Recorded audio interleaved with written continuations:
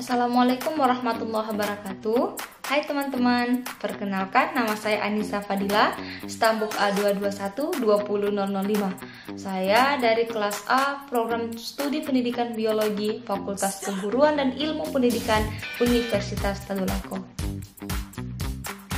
Tujuan pembuatan video pada kali ini yaitu untuk memenuhi tugas dari mata kuliah yang saya program, yaitu Teknik Laboratorium. Video kali ini membahas tentang alat-alat laboratorium, di mana alat-alat laboratorium ini dikategorikan dalam 3 kategori. Yang pertama ada kategori elektrik, yang kedua ada kategori glass, dan yang ketiga ada kategori non-glass. Alat-alat laboratorium ini didapatkan dari salah satu jurnal penelitian yang berjudul sebagai berikut. Penasaran dengan alat-alat labnya? Mari menonton. Oke, yang pertama kita akan membahas tentang alat laboratorium pada kategori elektrik. Yang pertama ada inkubator. Inkubator merupakan alat laboratorium yang memiliki fungsi untuk menginkubasi atau menumbuhkan mikroorganisme seperti bakteri, fungi, dan sel mikroba lainnya pada kondisi tertentu. Kondisi yang diatur oleh inkubator ini seperti suhu udara, kelembapan, dan faktor-faktor lain yang dapat memengaruhi pertumbuhan dari mikroorganisme tersebut. Kemudian, untuk cara penggunaan dari alat inkubator ini terbilang cukup mudah. Yang pertama, untuk mengoperasikan inkubator, colokkan kabel inkubator pada sumber daya listrik. Yang kedua, siapkan sampel yang akan diinkubasi, kemudian letakkan pada rak dalam inkubator, kemudian tutup pintu inkubator. Yang ketiga, tekan tombol power pada posisi on, maka inkubator akan langsung menyala ditandai dengan display yang menyala. Kemudian yang keempat, untuk mengatur waktu dengan memutar tombol timer sesuai waktu yang kita inginkan. Yang kelima, untuk mengatur suhu, tekan tanda seperti ini, kemudian digit hijau akan berkedip. Untuk menaikkan dan menurunkan suhu pada inkubator, kita tinggal menekan tanda seperti ini. Bila inkubasi telah selesai, matikan alat dengan menekan kembali tombol power pada posisi on. Dan jangan lupa colokannya harus dilepas dari sumber daya listrik. Kemudian cara perawatan dari inkubator ini yaitu untuk perawatan pembersihan alat hanya dengan melap bersih atau lap yang dibasahi air, kemudian lap dengan kain kering setiap selesai digunakan. Kemudian alat yang kedua yaitu vortex, di mana fungsi dari vortex ini yaitu untuk menghomogenkan larutan atau campuran larutan dalam kapasitas kecil melalui proses vibrasi mekanis berkecepatan tinggi. Cara penggunaan dari vortex ini yang pertama itu nyalakan alat dengan memindahkan tombol merah ke tombol yang bertanda seperti ini. Kemudian yang kedua, letakkan wadah sampel di atas alat vortex yang terbuat dari karet dengan tetap memegang dan menekan ke tempat selama vortex bekerja. Kemudian yang ketiga, atur kecepatan vortex dengan memutar knob berwarna hitam ke arah kanan. Ini juga sekaligus mengatur kecepatan pemutaran alat vortex ini. Kemudian setelah larutan telah terhomogenkan, posisikan knob ke posisi mati atau putar ke sebelah kiri setelah selesai digunakan. Kemudian matikan dengan menekan tombol power ke posisi bertanda seperti ini. Kemudian jangan lupa cabut kabel dari arus listrik. Cara perawatan dari vortex ini sangat mudah, yaitu dengan melap atau membersihkan jika ada larutan-larutan yang tertumpah atau terciprat pada alat ini. Karena jika tidak, maka alat ini akan akan tumbuh jamur yang akan membuat sampel yang kita analisis mengalami kontaminasi. Kemudian yang ketiga ada alat shaker, di mana alat shaker ini merupakan alat laboratorium yang digunakan untuk menghomogenisasikan atau mencampurkan larutan atau cairan yang menggunakan sistem gerak satu arah dan putaran yang konsisten dengan jangka waktu yang telah ditentukan. Cara penggunaan dari alat shaker ini yang pertama, nyalakan shaker dengan menghubungkan alat pada sumber listrik. Yang kedua, aktifkan mesin dengan menekan tombol power. Yang ketiga, letakkan sampel pada bagian platform. Yang keempat, atur kecepatan getaran dengan memutar tap speed. Yang kelima, biarkan alat melakukan proses homogenisasi larutan. Yang keenam, hentikan alat jika sampel larutan telah terlihat homogen. Dan yang ketujuh, colokan dicabut dari sumber daya listrik. Cara perawatan dari alat shaker ini yang pertama yaitu bersihkan platform shaker secara rutin dengan menggunakan kain lembut atau tisu tanpa serat yang telah dibasahi cairan pembersih. Lalu bilas dengan kain lembut atau tisu yang tanpa serat yang telah dibasahi air dan keringkan. Pastikan cairan pembersih yang digunakan tidak mengandung pelarut organik, alkali, atau asam. Kemudian yang kedua, kita juga perlu melakukan perawatan shaker dengan dekontaminasi atau disinfektasi dengan menggunakan alkohol 75%. Lakukan perawatan shaker setiap kali diperlukan, baik ketika terkena noda ataupun terdapat tumpahan larutan. Untuk perawatan secara umum dan kalibrasi shaker dapat kita lakukan setiap 1 tahun sekali. Kemudian yang keempat ada lemari pendingin atau refrigerator. Fungsi dari lemari pendingin ini yaitu untuk menyimpan bahan yang membutuhkan suhu dingin serta sebagai tempat menyimpan untuk menghambat pertumbuhan mikroba. Cara penggunaan dari lemari pendingin ini cukup mudah. Yang pertama, nyalakan stop kontak pada listrik. Yang kedua, buka pintu lemari es.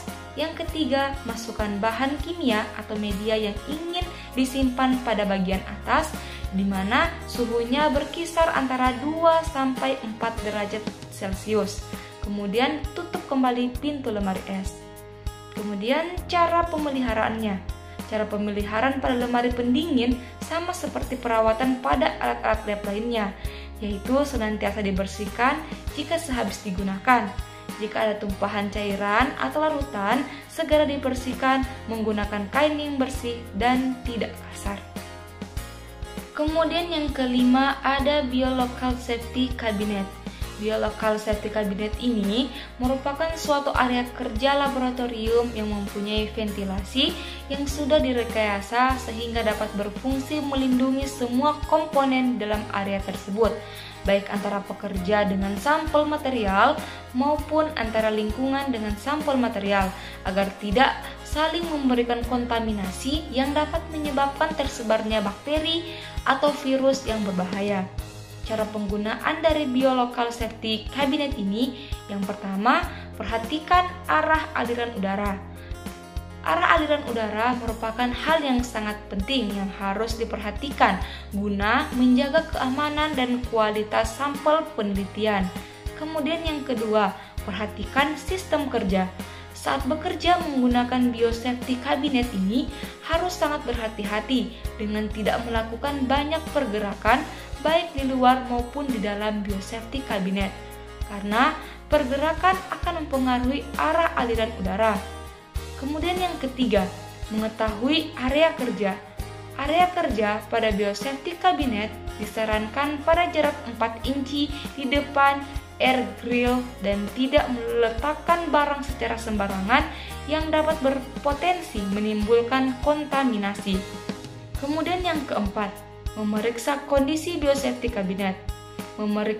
Memastikan apakah safety kabinet ini berfungsi dengan baik atau tidak, kemudian menyalakan terlebih dahulu selama beberapa menit sebelum menggunakan biosafety kabinet ini. Kemudian yang kelima, jaga sterilisasi. Saat menggunakan biosafety kabinet, pastikan semua alat dan bahan yang digunakan steril agar tidak mempengaruhi hasil dari penelitian. Kemudian cara perawatan dari alat ini, yang pertama, memastikan aliran udara diperiksa dengan meletakkan kertas tisu di atas tas. Kemudian yang kedua, memasukkan blower reading dicatat. Kemudian yang ketiga, memastikan alarm berfungsi dengan baik. Yang keempat, memastikan setelah selesai menggunakan BSC dilakukan dekontaminasi area kerja dan permukaan bagian dalam menggunakan alkohol 70%. Kemudian yang kelima, semua proses perawatan dicatat di dalam buku log. Kemudian yang keenam, ada alat yang bernama thermal cycler. Thermal cycler ini memiliki fungsi utama, yaitu digunakan untuk memperbanyak segmen DNA melalui PCR.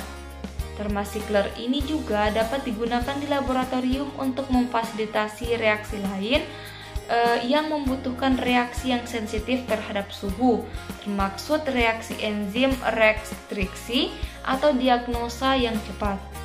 Cara penggunaan dari alat ini, yang pertama, pastikan alat sudah terhubung dengan aliran listrik. Yang kedua, alat dinyalakan selama 10 menit sebelum digunakan. Kemudian yang ketiga, blok dibuka untuk menyimpan tabung mikro yang akan dianalisis. Kemudian yang keempat, tutup blok, kemudian tekan tombol menu. Kemudian yang kelima, tentukan waktu running yang sesuai dengan kebutuhan analisis. Kemudian yang keenam, tekan tombol enter. Setelah menekan tombol enter ini, tekan tombol run. Kemudian yang ketujuh, tunggu sampai selesai. Kemudian pilih tombol stop. Kemudian yang kedelapan, kembali ke main menu dan tekan tombol off. Kemudian yang kesembilan, setelah selesai blok dibuka, tabung mikro diambil. Dan yang terakhir, tabung disimpan di freezer dan alat thermal cycler ini dibersihkan. Kemudian cara pemeliharaan dari alat ini. Yang pertama, untuk mencegah sengatan listrik, matikan thermal cycler dan cabut colokan dari area sumber listrik. Kemudian yang kedua, thermal cycler harus dibersihkan dengan jadwal reguler untuk menghindarkan kotoran yang mengganggu fungsi alat. Kemudian yang ketiga, bersihkan ventilasi udara. Kemudian yang keempat, bersihkan bagian luar dan penutup alat dengan tisu atau kain bersih. Kemudian yang ketujuh, ada alat yang bernama horizontal electrophoresis. Fungsi dari horizontal electrophoresis ini yaitu untuk memisahkan molekul DNA, RNA, atau protein sesuai dengan ukuran dan muatan molekul masing-masing. Selain itu, electrophoresis ini juga berfungsi untuk mengukur laju perpindahan atau pergerakan partikel-partikel bermuatan dalam suatu medan listrik. Cara penggunaan dari horizontal electrophoresis ini, yang pertama, sampel DNA ditempatkan dalam kotak gel sebelum diletakkan di sumur. Ujung gel dengan sumur diposisikan ke arah elektroda negatif. Kemudian bagian ujung lainnya tanpa sumur diarahkan ke elektroda positif.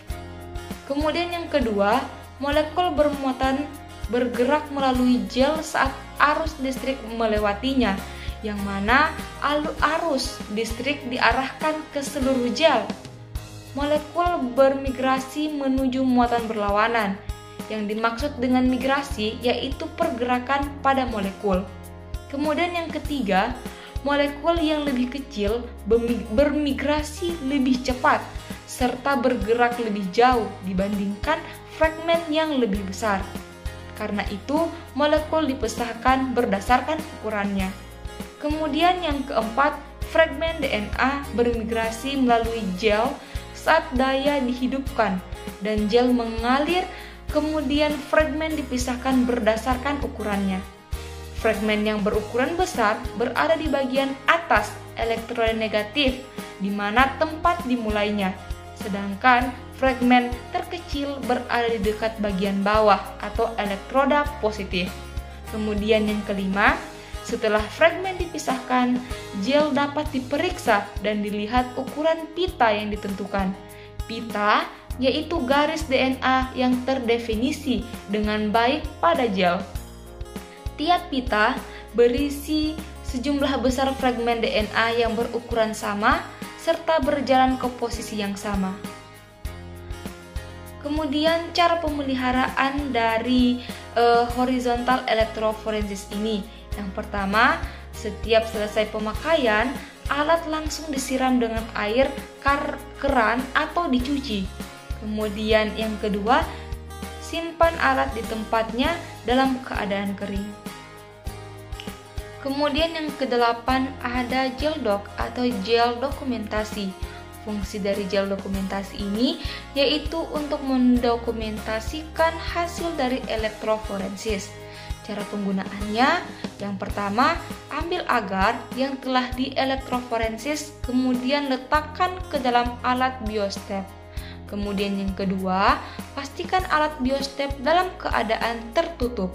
Yang ketiga, aktifkan gel dokumentasi dengan cara pertama, tekan on, kemudian tekan tombol top, kemudian tekan tombol trans, dan tekan tombol prepare.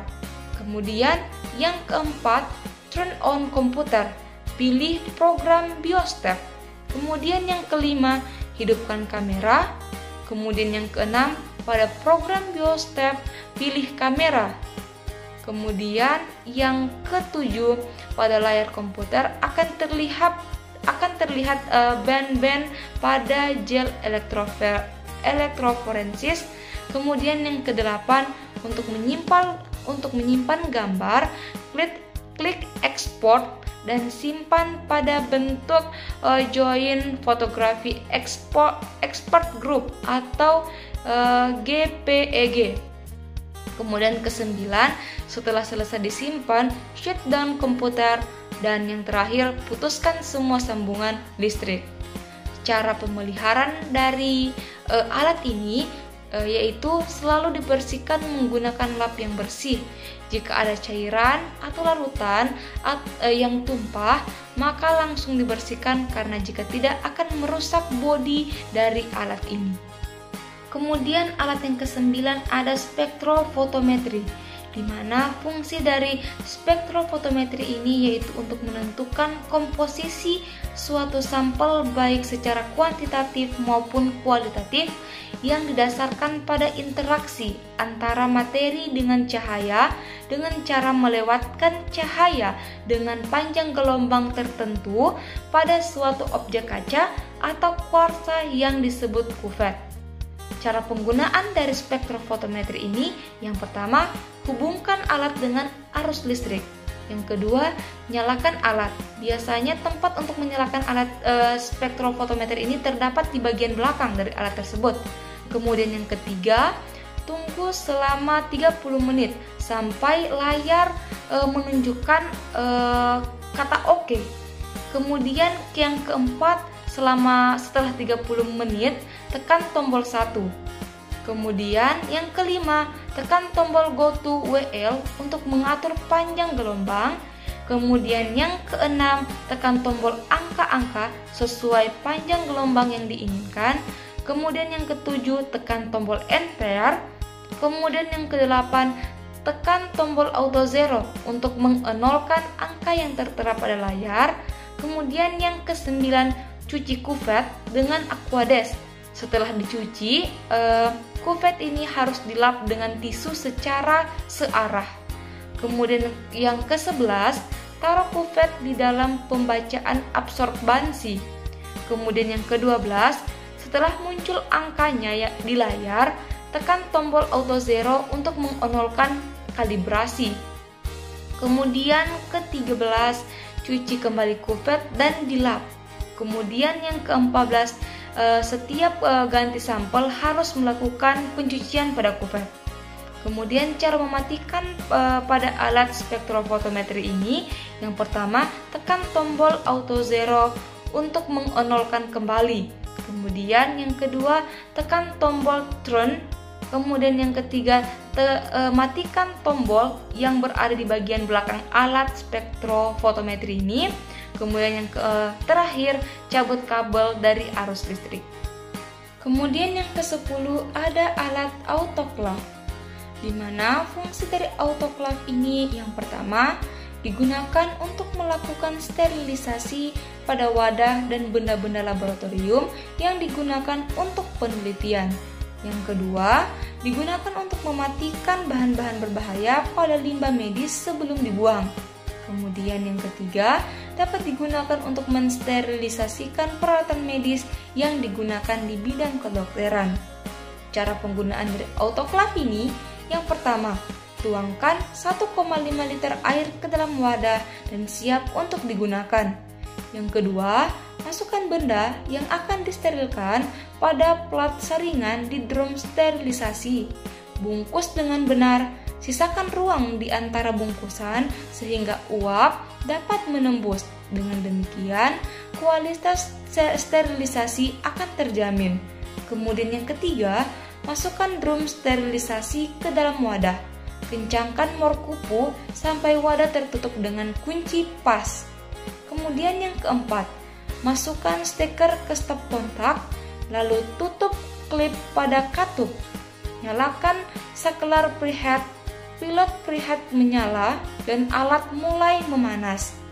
Ketika uap terdesak keluar, tutup dua klip bersama dengan pemanasan yang sedang berlangsung. Jarum akan menunjukkan tekanan uap. Kemudian matikan saklar preheat ketika katup pengaman mengeluarkan uap secara otomatis. Kemudian yang kelima, putar tombol kontrol tekanan ke posisi tekanan yang diinginkan, maksimal 0,14 MPa. Putar pengatur waktu ke waktu nyata, kemudian tambahkan 10 menit searah jarum jam, lalu kembali ke waktu sterilisasi. Kemudian yang keenam, matikan saklar preheat, nyalakan saklar waktu. Alat memasuki keadaan termostat. Pilot akan menyala pada waktu termostat berfungsi. Ketika waktu mencapai waktu yang ditentukan, daya panas akan terputus. Lampu pilot meredup dan alarm akan berbunyi. Lalu pengaturan waktu mati dan sterilisasi telah selesai. Kemudian yang ketujuh, ketika sterilisasi telah selesai, buka klip pada katup pelepas udara untuk mengeluarkan uap. Ketika jarum pengukur tekanan menunjukkan ke angka 0, maka penutup tersebut dapat dibuka. Kemudian kita masuk ke alat yang berkategori gelas, di mana yang pertama di sini ada pipet mikro. Pipet mikro ini merupakan suatu alat yang berfungsi untuk memindahkan cairan dalam jumlah kecil secara akurat. Cara penggunaan dari pipet mikro ini, yang pertama, atur volume dengan cara memutar knob pengatur volume. Kemudian yang kedua, pasanglah tip disposable yang telah tertata pada wadah dengan cara menancapkan ujung mikropipet. Kemudian yang ketiga, tekan penyedot pipet sampai pada batas pertama. Kemudian yang keempat, benamkan tip ke dalam cairan yang akan dipindahkan. Kemudian yang kelima, untuk mengambil sampel ke dalam tip, jagalah tekanan balik berjalan secara perlahan dan halus sampai penuh ke posisi sebelum penyedotan. Kemudian keenam, tunggu sesaat untuk memastikan seluruh sampel yang disedot sudah mengisi tip. Kemudian ketujuh, pindahkan tip dari cairan sampel. Untuk mengeluarkan sampel dari pipet ini menggunakan cara yaitu sentuhkan tip pada dinding wadah penampung sampel, kemudian tekan penyedot sampai pembatas pertama. Kemudian ada cara-cara pemeliharaan dari pipet mikro ini. Yang pertama, memeriksa kondisi mikropipet secara rutin dengan memperhatikan setiap bagian dari alat ini, apakah ada keretakan atau kerusakan alat. Kemudian yang kedua, membersihkan pipet sebelum maupun setelah digunakan dengan menggunakan desinfektan. Kemudian yang ketiga, dilakukan sterilisasi dengan menggunakan autoclave atau dengan menggunakan sinar UV. Kemudian kita masuk pada alat laboratorium yang berkategorikan alat non-glass, di mana di sini ada tap Eppendorf. Fungsi dari tap Eppendorf ini adalah sebagai tempat cairan atau larutan yang dimasukkan ke dalam vortex. Cara penggunaan dari tap Eppendorf ini yaitu masukkan cairan ke dalam tap, kemudian tutup dan masukkan ke dalam vortex. Cara perawatan dari tap Eppendorf ini yaitu sebelum dan sesudah digunakan harus segera dicuci, karena jika tidak maka akan merusak tap Eppendorf ini. Sekian penjelasan dari saya tentang fungsi dan cara penggunaan dari alat-alat laboratorium yang berkategorikan elektrik, glass, dan non-glass. Lebih dan kurangnya saya mohon maaf, dan jangan lupa like, comment, subscribe, dan share. Assalamualaikum warahmatullahi wabarakatuh.